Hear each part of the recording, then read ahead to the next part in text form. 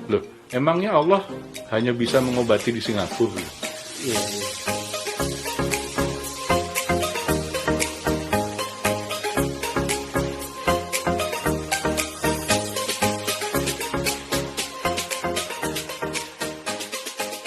Assalamualaikum warahmatullahi wabarakatuh.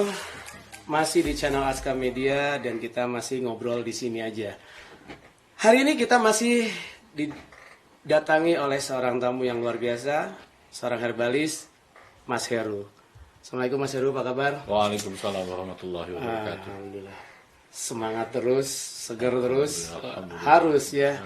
Nah, Mas Heru ini adalah seorang herbalis yang mengobati pasien dengan menggunakan metode herbalis. Tetapi herbalis sendiri itu ada metodenya, ada tata caranya yang harus kita perhatikan.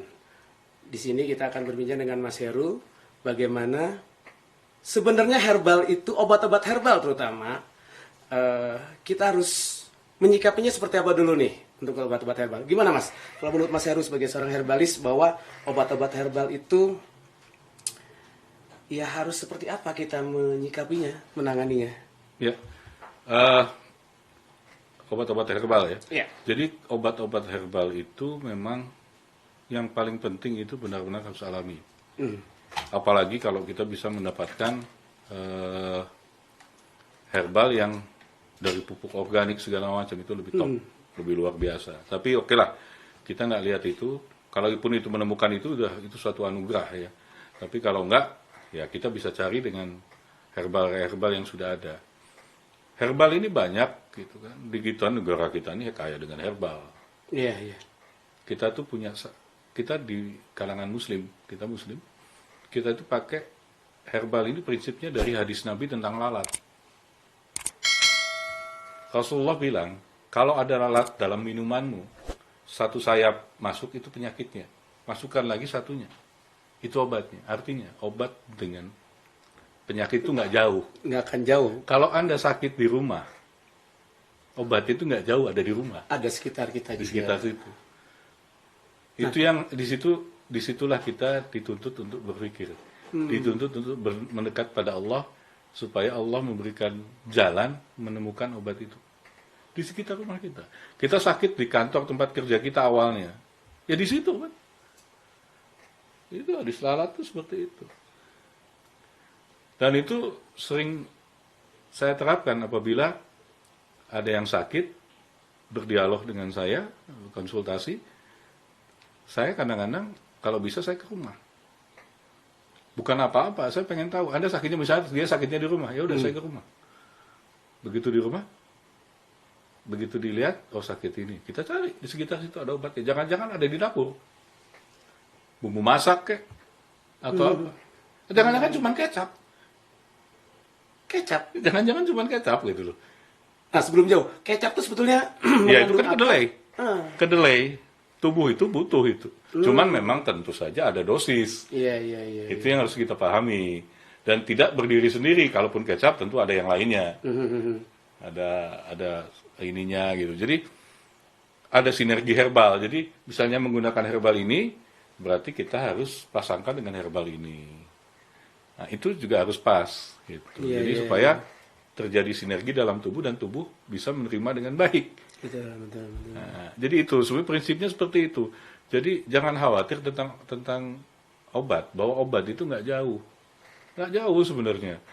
Makanya kadang-kadang saya suka sedih melihat orang yang maaf bukan saya mengecilkan profesi atau segala macam. Ada orang nggak mampu sakit berat, datang ke dokter misalnya atau datang ke para medis, dikatakan bahwa penyakit Anda ini berat dan di sini tidak ada obatnya, tidak penerapinya belum ada yang sanggup karena tidak ada alatnya. Anda harus berobat ke Singapura misalnya, ya ke rumah sakit di Singapura misalnya, Yang lebih lengkap. Sementara orang ini nggak sanggup gitu. Loh, emangnya Allah hanya bisa mengobati di Singapura gitu? Iya, iya. Allah tidak bisa mengobati di tempat dia gitu. Allah tidak bisa mengobati orang yang nggak punya duit. Di mana keadilan Allah kalau begitu? Nah itu kadang-kadang bukan Allah tidak adil, tapi sikap kita yang salah. Sikap kita yang terkungkung bahwa ini harus di sana. Bebaskan itu semua. Anda sakit di mana, cari obatnya. Anda awalnya sakit di mana, cari di situ. Kalau misalnya tempat itu jauh, misalnya dulu saya sakitnya di tempat jauh, lalu sekarang berada di sini, sulit mendapatkannya, cari yang kira-kira ada persamaannya di tempat itu, di tempat kita berada. Insya Allah bisa. Jangan khawatir tidak menggunakan peralatan yang mahal, peralatan yang lengkap, atau obat yang mahal. Jangan khawatir kalau tidak bisa menggunakan itu. Toh kesembuhan itu dari Allah, kata Allah sembuh-sembuh. Jadi bukan karena mahalnya obat, bukan karena lengkapnya alat, tapi kesungguhan kita berikhtiar, bertakarub, mendekat kepada Allah. Itu yang penting. Iya. Nah, kita sudah mencoba berikhtiar dengan memakan obat-obat herbal ya. Tapi sebetulnya sikap kita atau cara kita memakannya sendiri itu gimana, Mas? Nah, ini penting. Nah, gimana, ini Mas? banyak terjadi. Hmm. Sekarang ini lagi tren herbal. Saya sering melihat, saya bersyukur itu. Banyak orang sekarang sudah cenderung ke herbal.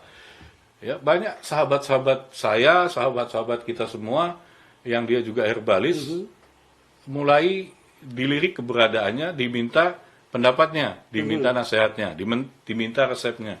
Orang banyak beralih ke herbal. Ya. Mungkin dianggapnya murah atau segala macam, tapi paling tidak orang sudah beranjak ke sana. Tetapi ingat, banyak orang mengkonsumsi herbal, tetapi saking semangatnya dia ikuti tata caranya, dia cari herbalnya, tapi ternyata ujung-ujungnya tidak sembuh. Karena tidak sembuh, dia merasa ini herbal tidak ada artinya. Padahal herbal itu bukan berarti tidak ada artinya, itu herbal bagus, hanya mungkin karena sikap kita yang kurang tepat menyikapinya, sehingga si herbal itu tidak bekerja dengan maksimal di dalam tubuh kita. Nah, itu yang sering terjadi masalah. Jadi bukan karena herbalnya yang nggak bagus, bukan karena nasihat dari herbalisnya yang kurang bagus, tapi sikap kita menerima herbal, menyiapkan diri kita untuk menerima herbal itu yang tidak tepat. Itu juga penting. Pengaruh dan sangat berpengaruh.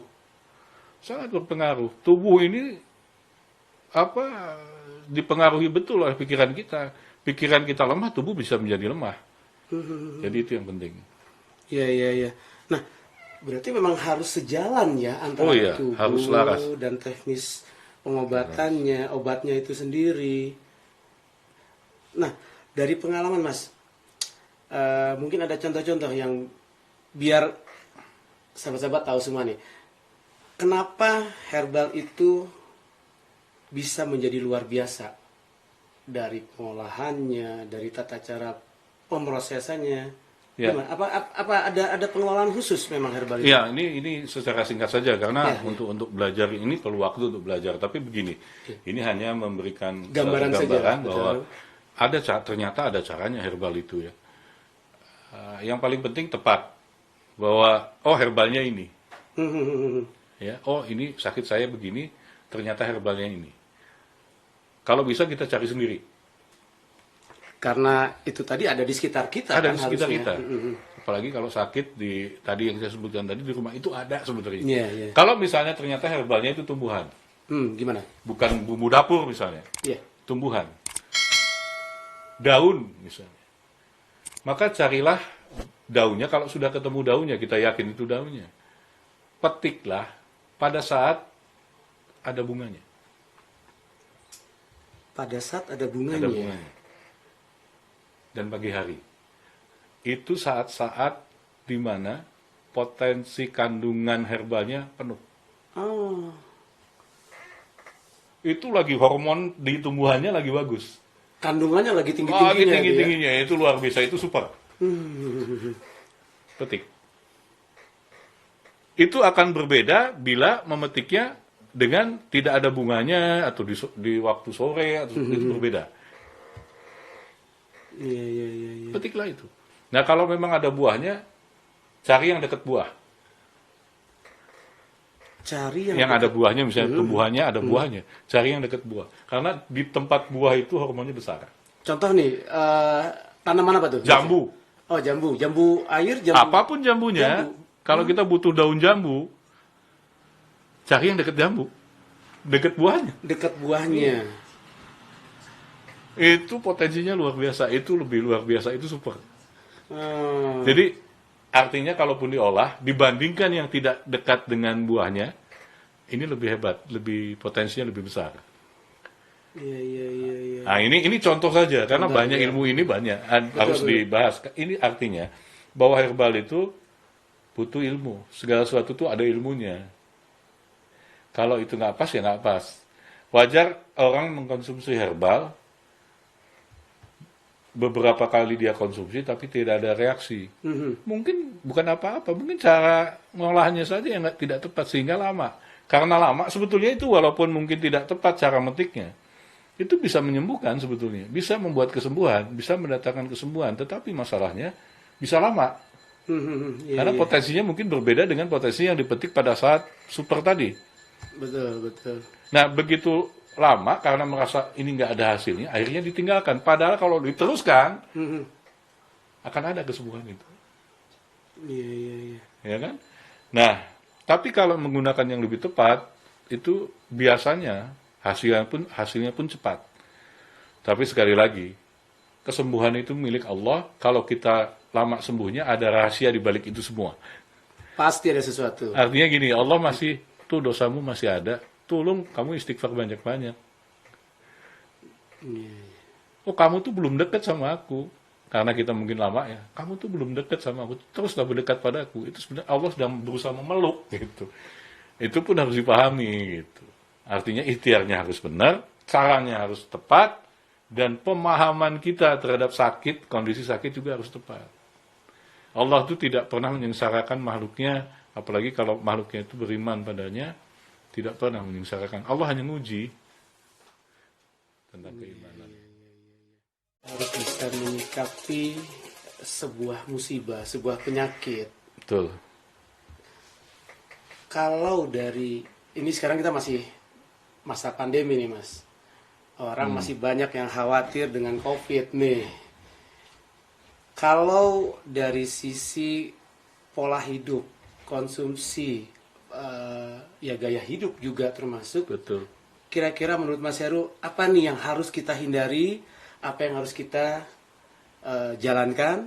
Misalnya pola makan, pola bekerja, walaupun sekarang banyak work from home ya, tapi kan tetap pola kerja juga harus kita sikapi Betul, dengan baik betul. supaya. Nah, kira-kira gimana Mas dari sudut pandang sisi kesehatan seorang herbalis nih? Iya, artinya begini, kalau kita dalam kondisi pandemi, kondisi banyak penyakit wabah segala macam, berarti secara massal ada sesuatu yang harus kita pikirkan bersama. Bahwa satu komunitas ini, satu negara ini, ada kesalahan tentang pola hidupnya. Kebiasaan-kebiasaan, budaya-budaya mungkin tidak sesuai, sehingga Dia tidak memperbaiki, Allah kondisikan alam untuk kita dipaksa untuk memperbaiki kan. Itu yang terjadi seperti kondisi sekarang. Ini kita sebenarnya dipaksa untuk memperbaiki diri kita agar itu karena kasih sayang Allah agar kamu dapat kesembuhan, agar kamu tuh pantas aku berikan kesembuhan. Seolah-olah Allah bilang begitu kan. Nah, makanya perbaiki pola makan yang benar. Tinggalkan yang haram. Ya, karena tidak ada obat dari hal yang haram. Itu nggak mungkin.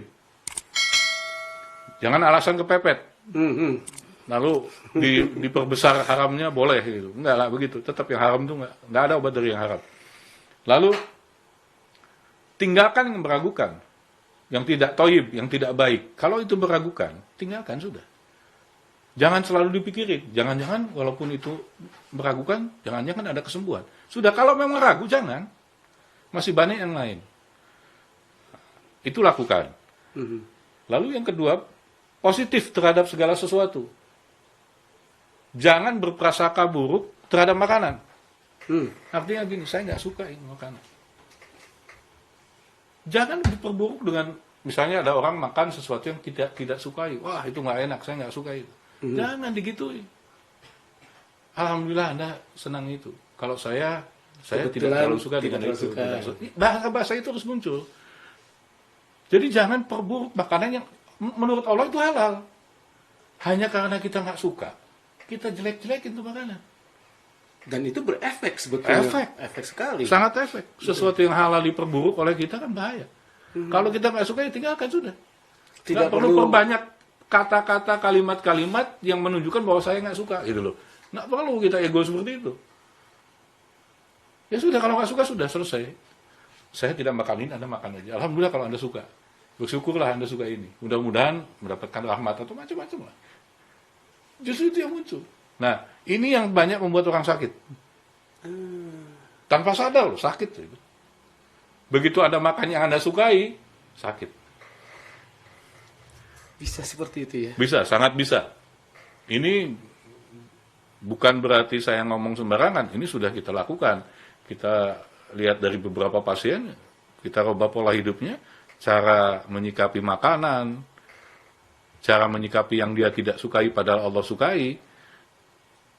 Itu kalau salah caranya, salah. Dia akan tidak seimbang dalam tubuh. Kalau sudah tidak seimbang, sakit. Itu dari cara. Lalu dari pola kerja. Allah sudah kasih waktu. Yang penting itu harus kita sadari. Rahasia hidup adalah hidup itu sebenarnya menunggu waktu sholat. Seperti kita sekarang ini sedang ngobrol begini segala macam, itu sedang menunggu waktu subuh. Betul. Kalau dalam pikiran kita berpikirnya seperti itu, tentu kita tidak akan berbuat hal-hal yang dilarang oleh Allah. Karena kita sedang menunggu waktu subuh. Kita akan menghadap pada Allah. Kita takut pada saat menghadap kita ada dosa. Betul. Ini yang membuat kita sehat. Jadi waktu sholat itu bukan waktu sampingan. Itu utama. Bukan sisa waktu. Bukan sisa waktu. Saya begini, saya bekerja hebat, menghasilkan gaji besar misalnya. Itu dalam rangka menunggu waktu sholat. Sehingga pada saat kita kerja, kita akan tertahan dari korupsi, tertahan dari segala macam. Terbuktilah bahwa sholat mencegah perbuatan keji dan mungkar. Kalau kita sikapnya seperti itu. Ini kan nggak kebanyakan tidak memahami ini. Padahal ini sangat menentukan. Perubahan cara berpikir tentang ibadah akan mempengaruhi tubuhnya sendiri. Akan mempengaruhi kenyamanan hatinya. Dan itu nyaman. Iya. Berarti memang semua itu ada di pikiran. Mau itu berobat, mau itu kesehatan, mau itu dalam pekerjaan. Apapun itu. Apapun itu, pikiran kita harus selalu positif. Positif. Tetap berpikir positif. Jangan mengatakan hal-hal yang negatif. Ya. Karena akan menjadi efeknya luar biasa ya. Luar biasa. Terhadap orang di hadapan kita, terhadap apapun yang ada di hadapan kita, terhadap diri kita juga. Terhadap diri kita. Apalagi kalau diucapkan di depan orang banyak. Oh, itu efeknya luar biasa. Seperti inilah. Kita jalan kaki nih. Yeah. Kesandung. Begitu kesandung, bahasa yang munculnya bahasa binatang kan. Ya sudah. Itu memperparah keadaan. Paling tidak di hadapan Allah kita sudah tidak dapat apa-apa. Malah mungkin buruk. Kenapa pada saat kita misalnya kesandung berdarah, lalu berdarah? Ya Allah, Alhamdulillah. Dengan cara ini, darah ini keluar. Mudah-mudahan ini darah yang memang tidak baik bagi diri hamba. Engkau keluarkan ini semua. Kenapa nggak begitu? Apa susahnya bicara begitu? Ya, kembali lagi ke kultur, kebiasaan. Kalau itu sekali kita coba, terus kita ulang. Dan jangan kita berlindung dari bahasa ini sudah kebiasaan saya. Jangan berlindung seperti itu. Kenapa Allah turunkan petunjuk dalam Al-Quran? Kenapa Allah utus Nabi Muhammad? Itu supaya kita bisa berubah. Betul. Bukan nyaman dengan sesuatu yang salah gitu. Iya. Baik, Mas Heru, wah luar biasa. Herbal dengan cara yang salah, dosis yang tidak tepat, pengolahan yang kurang tepat juga. Dan pastinya adalah pola pikir kita terhadap kesembuhan itu sendiri berasal dari siapa, dari mana. Nah, itu yang harus kita tegaskan. Iya. Sahabat, informasi yang kita berikan hari ini memang sangat luar biasa dari guru kita, Mas Heru. Mudah-mudahan bisa bermanfaat untuk kita semua. Saksikan terus ngobrol di sini aja. Assalamualaikum warahmatullahi wabarakatuh. Waalaikumsalam.